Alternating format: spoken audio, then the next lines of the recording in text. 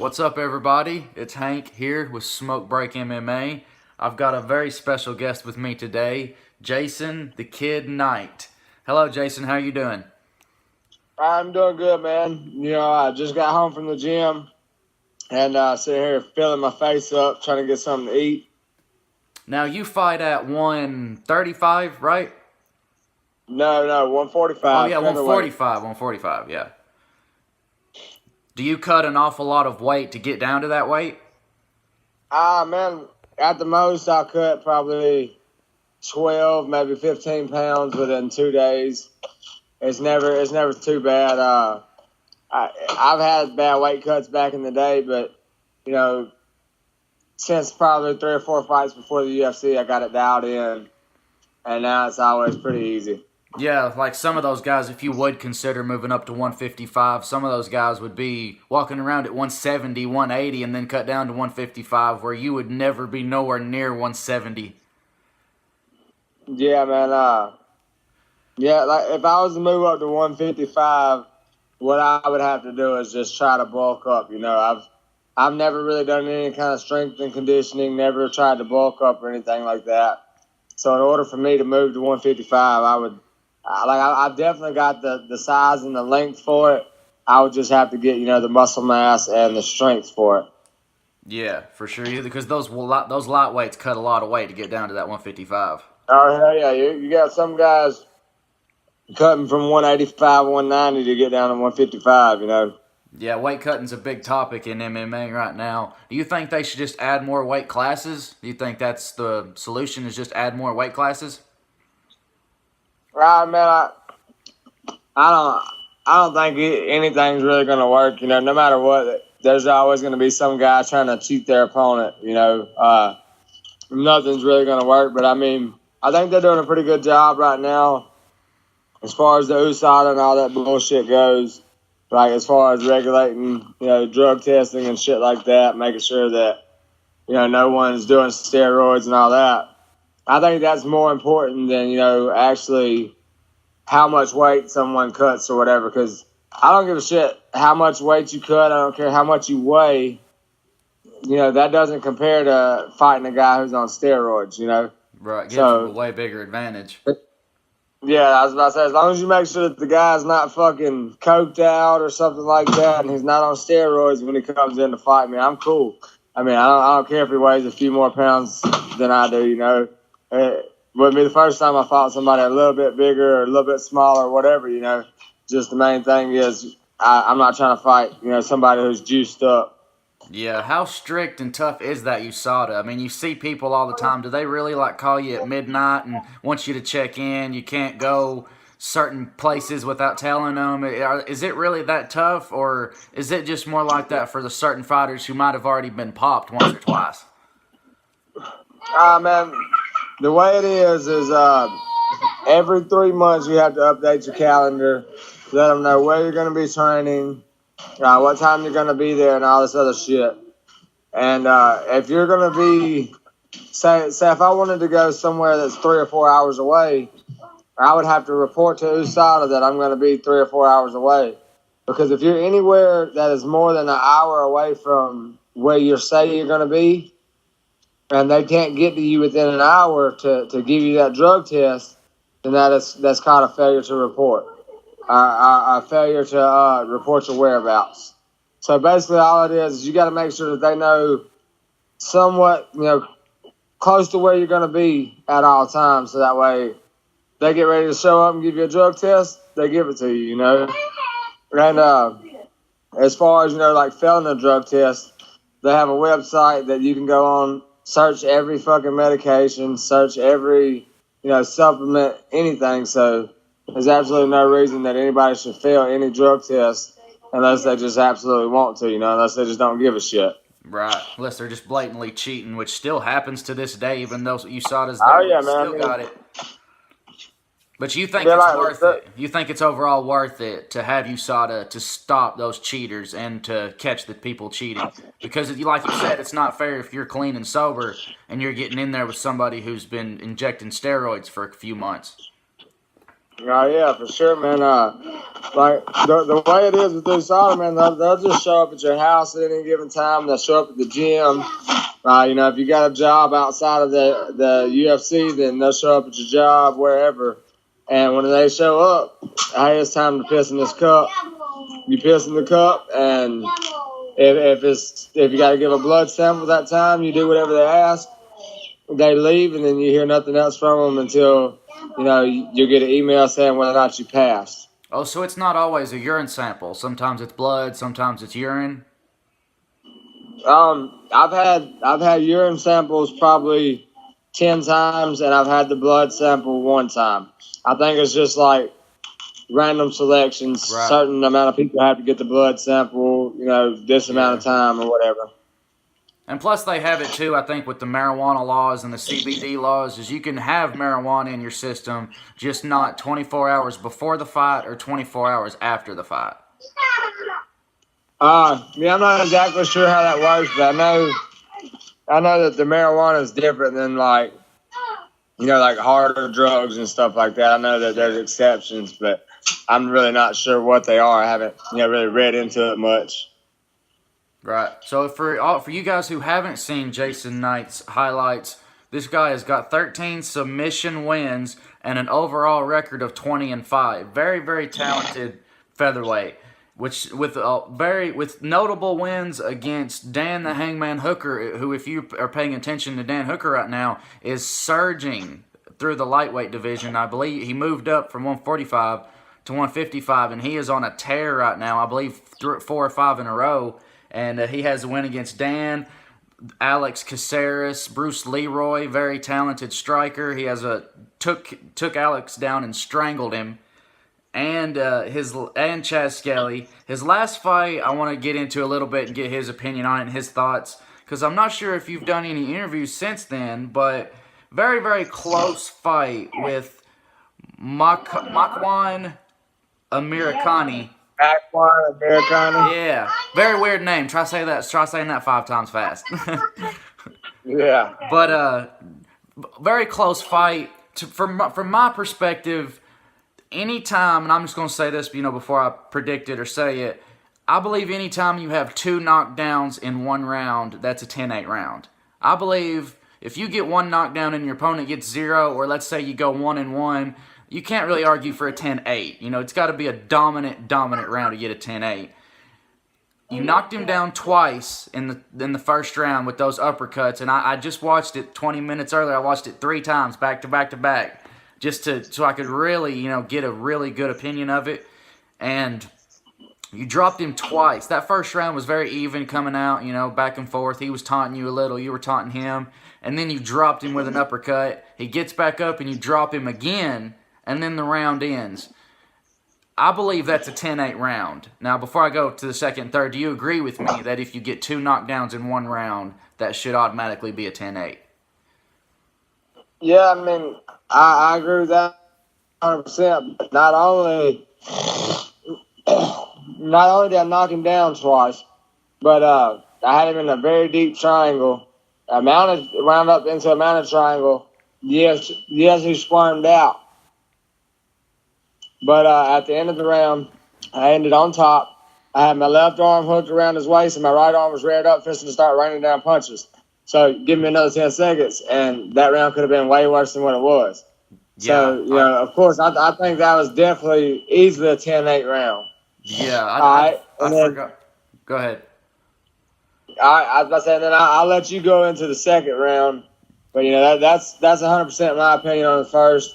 I think, until I switched to orthodox, when I came out at first southpaw, he was winning. He was winning the better of the exchanges southpaw.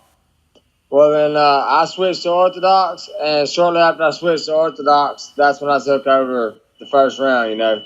Yeah, and I forgot to mention the triangle with 15 seconds left. He jumps in after you drop him completely dazed, and you lock in a full triangle. He rolls over on his back, and you set up. He gets out of it. Yeah, he wiggles out of it. But like you said, if you'd have done that with 50 seconds left in the round, you might have got a TKO or even a triangle finish, Because, I mean, like I stated earlier, 13 submission wins. You're a brown belt in Brazilian Jiu-Jitsu, like you said, should very easily be a black belt. He knows that, and I've seen some interviews where you were saying you respect his ground game, which he is very good on the ground, but I think he knew in that situation, oh shit, I'm in a lot of trouble right here. Oh, yeah, for sure. So I had it 10-8 the first round. The second round and third round were pretty similar. He took you down, but he's not doing damage. He took you down, and he's just kind of laying in guard, laying in full guard. He's not passing. He's not attempting to pass, and you have him in rubber guard the whole time, threatening with submissions. You threw over a rubber guard. I think you went after omoplata a time or two. Like the whole fight, you're attacking with submissions, attacking with triangles, and it just seems like even though he's taking you down for the majority of the round, he's just laying on you. He's not hurting you. He's not doing damage. So, did you think the second round? What'd you think in the second round? If you go back and you rewatch the second round until about, I would say, probably 2.5 minutes in, you see, I'll probably throw, I'd probably say maybe 25 to 30 punches, just strikes in general. I'm still, slowly but surely working, really not going very hard or anything, but I'm being the aggressor, throwing more strikes on the feet. All right, and for about 2.5 minutes, he barely throws anything back. He doesn't even go for a takedown attempt.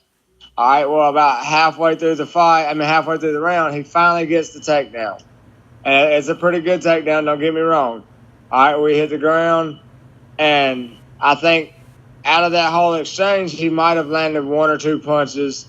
I had him tied back up in the rubber guard. Referee stands the fight back up. All right, we get back up. We're up for another 30, 45 seconds or so. He gets the fight back to the ground. He lands maybe another 2 or 3 punches the whole time we're on the ground this time.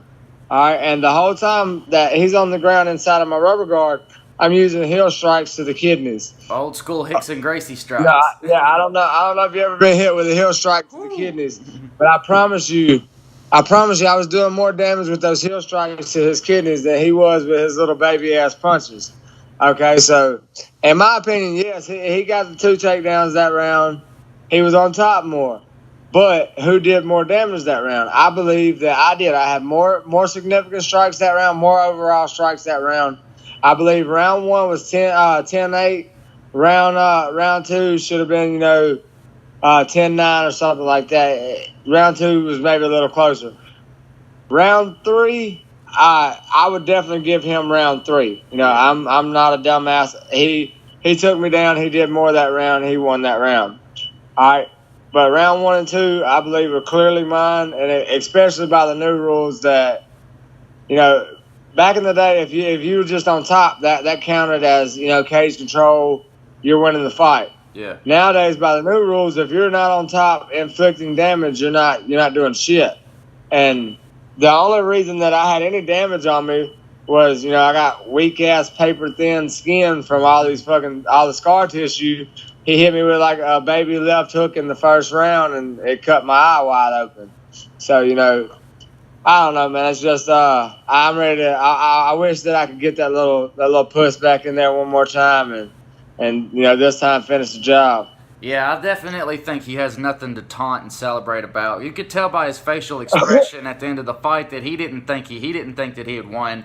And let's say they give him that second round. Let's say they give him round 2 and round 3. They give him round 2 10-9, which was super, super close, could have went either way, and they give him round 3 10-9. That's still a 10-8 round 1. That's a draw. Yeah, I know. I mean, like, what the fuck? I don't. Been a draw. That's like you had one judge who had it right. You had one judge who had me all 10-9 first round, or 10-8 first round, and then 10-9 10-9. I believe that's how I had it. And then the other 2 judges had it for Makwan. Had it pretty much the same way, but for Makwan. Yeah, so I don't know. Yeah, they gave him those 2 rounds, but they didn't give you. They gave you that first round, but they didn't give it a 10-8. The first one did, and I don't see how that ain't no 10-8 round. And I looked at the stats, and I was listening to Jimmy Smith. I believe it was Jimmy Smith on the commentary talking about it. they scored him a knockdown in round one. You know, like at the beginning where he hits you with that hook, and then you jump guard. They put it down Yeah. as a knockdown. I guess they thought that he clipped you or something because they had it 2 knockdowns to 1. They credited him with a knockdown in the first round. Yeah, man. That's just how it works, you know. An American going over to the UK, most of the time you get fucked. But I mean, I should have known better than to let it go to the judges, you know. Yeah, and good. I'm glad you mentioned that. It was in Liverpool. This was when Darren Till was fighting Wonderboy Thompson. They were in Liverpool. Yeah, man. Really, my biggest mistake in the fight was, both times whenever I rocked him with the uppercuts, I got a little too excited, and instead of slowly, calmly going in for the kill, I got a little too excited and I jumped on him too fast, and fucking everything got sloppy after that, you know. Right, but still, like I said, let's say he wins those 2 rounds. I think at least you got a draw. Definitely don't agree with the decision, but like you said, moving on. Hopefully, we'll see it again. Let's hopefully after your next fight and he fights maybe one more time, we'll get to see it again. Yeah, man. See what happens. Speaking of your next fight, who are you fighting next, and when is your next fight? I fight Jordan Rinaldi November the 3rd. I'm going to be fighting at Madison Square Garden in New York City. Is that the card that has no main event yet, or is that the one that's got Nate and Dustin on it? So far, they're saying it's no main event, but it's still that's the one that Nate and Dustin's pretty much headlining right now. But I hear rumors that possibly Gustafson versus Jones too, but nothing concrete yet. So I would hope so, man. I would hope that Gustafson Jones too would be on that card. That'd be a nice one to watch. But I believe, especially with me losing my last 3, they're probably going to put me on the undercard. Jordan Rinaldi, this is the first I've ever heard of him. He's moved down from 170 to 155. Now he's moving from 155 down to 145. So, I don't really think that he's like the biggest household name or anything. So I believe that me and him will probably be stuck on the undercard. Right, which sometimes is better because more people can see you. If it's on the FS1 prelims, more people can see it that way, kinda. Yeah, man. The way I said, I don't give a shit who watches. I don't, it doesn't matter. I'm going in there and I'm banging it out for me. I'm doing it for me and mine, and that's it. Anybody who's watching and support me, root me on and shit, that's just a bonus. But as long as I'm out there and I know who's behind me, then I'm good, Right, you've got that every fight, that country ass whooping style. Like I'm just coming in there to whip your ass or get my ass whipped, one of the two. That's the way I feel about it, man. I grew up with a lot of those, Randy Couture, Chuck Liddell type guys, old hard nosed fucking. If you want to learn how to check leg kicks, you get kicked in the leg until you figure it out. If you want to learn how to keep your hands up, they're gonna punch you as many times as they can, and every time they hit you, they're gonna say, "Hey, keep your hands up, keep your hands up." That's how I learned, and I believe it shows in my fighting style. I go out there and I try to hurt you and see if you can hold up, and if you can't hold up, then you fold up, Yeah, I'm definitely a fan. That's why I was so happy when you reached back out to me and we got this interview scheduled. Hell yeah, man. Well, my phone just showed up 5%, and I'm sitting out on the front porch, so that way, you can hear me through all the craziness inside. But what else you got for me, man, before it dies on us? All right, we'll just do one more. You want to do Triple G Canelo or Conor Khabib as our last topic? Let's try to get them both in, man. Let's start with Conor Khabib, and if it dies on us, then fuck it, it dies on us. But let's start with Conor Khabib. All right, who's your pick? If you had to pick right now, who would you think has the edge? Because it's gonna be close. Man, if I'm a betting man, if I'm putting money on somebody, I'm gonna put my money on Conor McGregor because I don't know why it's like the luckiest fucking man alive. Like, you know, you hit Khabib, Edson Barbosa hit this man with the nastiest spinning heel kick I've ever seen. Like, he hit him with that same fucking kick that he hit, what was the dude's Terry name? Edom. Huh? Terry Edom Yeah, okay. knocked him Well, out. he hit him with that same spinning heel kick, and Khabib walked through it like it wasn't shit. But I don't know why Conor McGregor, he's going to hit him with that straight fucking left, and he's going to put him to sleep. And I'm not a fan of Conor. I can't stand the dude. He's a cocky prick. But I like watching him fight. And fucking, if Khabib gets him down, I see Khabib just making a nasty ass fight, mauling him to death. But for some reason, Conor McGregor is going to stop the first few takedowns, and he's going to catch Khabib with that hard ass straight left. And I just, if I was to have to put money on it, I would have to put it on Conor. Yeah, I'm kind of leaning the same. Connor's got that sense, he just kind of makes you believe that he can do it. And I've always said that Khabib's stand-up, I don't believe, is as strong as Connor's takedown defense.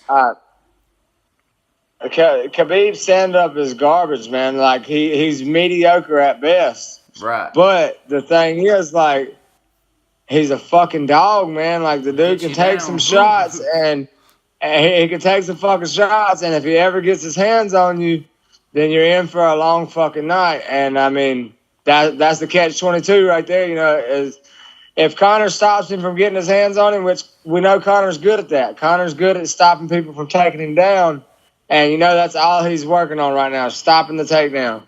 So if Conor stops him from taking him down, Conor's going to put him to sleep. And, I mean, that's just the way it is. Because Conor, the dude's got a feather up his ass or something. He's the luckiest guy I've ever seen in my life.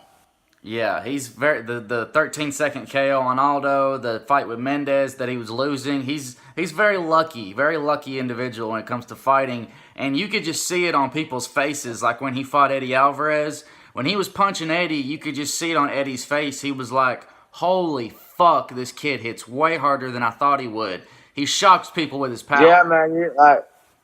You could tell that, like, it doesn't look like his frame would have the pop that he has, but that fucking left it's got pop to it. So did you watch the two Triple G Canelo fights? Did you watch the first one, and did you watch the second one? I watched the second one. I did not watch the first one. Man, I'm not really a huge boxing fan or nothing, but I did fucking pay the money to watch the second one. And, I can't remember what happened. Wasn't it a draw? Didn't they call that a draw? The first one was a draw. See, I watched the first one and not the second one. The first one was a draw, and Canelo clearly lost. Triple G clearly won the first one, and they gave it a draw. That's the one I watched. That's the one I watched was the first one then. And then the second one, they called it a draw. Yeah, and then the second one, Canelo won by split decision. Yeah, I thought the first one, you said Canelo won the first one? No, the first one was a draw. Canelo won second one. I'm talking about, but you clearly thought Canelo won the first one, correct? No, Triple G clearly won the first one, in a lot of people's opinions. Yeah, man, I honestly couldn't remember for sure. I just remember watching the first one and it being a draw. Yeah. But good fights, both. Fights. In my opinion, I want to see Canelo get the win, man. I've never really been a boxing fan, but I've always been a fan of Canelo. Yeah, he can definitely knock motherfuckers out. He'd be one of those guys that would have been fun to watch in MMA. If he could just learn to take down leg kicks, he'd be one of those fun fighters. Oh yeah, man! It's fun watching him go out there and try to knock people's heads off because you could tell hit Triple G too, man. Whenever they come to fight, They're not Floyd Mayweathering it out there. They're not going out there trying to make sure they're not getting hurt. They're going out there to fucking bang. That's what I like about them. Did you see where Floyd announced he's fighting Manny later this year? Yeah, man. I wish he'd go ahead and go away. I wish him and Conor McGregor both would just disappear. Floyd, Floyd's worse than Conor. You got to say that. Yeah, man. They're good fighters. They're both great and everything, but fucking. I'm just sick and tired of hearing about them. It's just they'll be almost gone away, and the next thing you know, they want to do some little dumb shit for publicity to try and make another million real quick. For sure, man. Well, I'm gonna let you get off here before your phone dies, but I appreciate you coming on so much, bro.